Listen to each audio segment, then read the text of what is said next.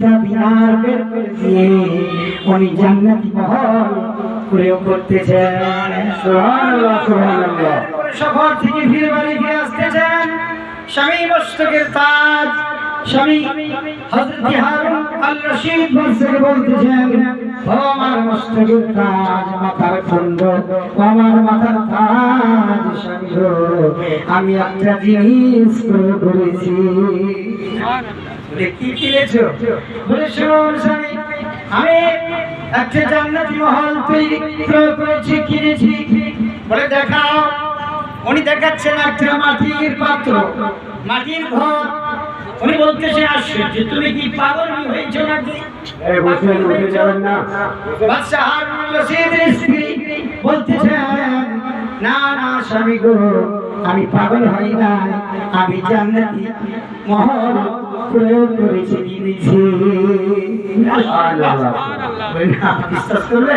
এটা মাটি বানানো, কি কি প্রয়োগ করে দিয়েছে? বলছে জান্নাতি মহল প্রয়োগ করেছে। বিশ্বাস নয়, সত্যিকারটা সত্যই পরিণত হবে। বাদশা হারুন আল রশিদ ঘুমিয়ে গিয়েছেন। এরপরে ঘুমন্ত অবস্থায় উনি বিচরণ করতেছেন, হাঁটতেছেন, সফর করতেছেন। কখনো আমরা হাঁটি আবার কিছু খাই, কখনো কোনো কর্মরত দেখি। আওয়াজ কমে গেল।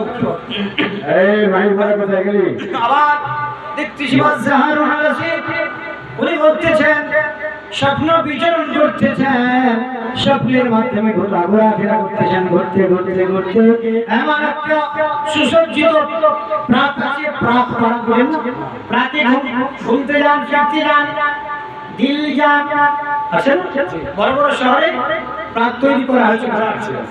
বাদশা হারুন আল রশিদ স্বপ্নে ভ্রমণ করতেছেন, ঘুরতেছেন। এত সুসজ্জিত সুসজ্জিত সাজানো প্রাত আছে, প্রাতগুলো আছে, ঘোরাফেরা করতেছেন, কক্ষ দেখতেছেন, ঘরগুলো দেখতেছেন।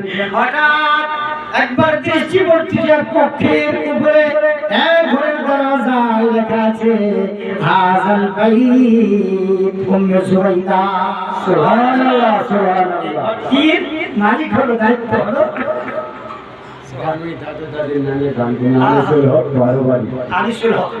আমার সাইদ ইসলাম উনি এসেছিলেন, নবী প্রেম ডুবে 50 টাকা দান করেছেন আল্লাহ।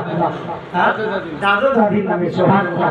আল্লাহ জানে ওরা দাদু যদি কোনো আযাব দিতে থাকে, আল্লাহ তো আমের ওসিলায় আযাব থেকে আবুল প্রদান করে আল্লাহ ওনার দাদু দাদিকে তুমি বেহেশতের মধ্যে প্রদান করো। আমিন ইয়া রাব্বাল আলামিন।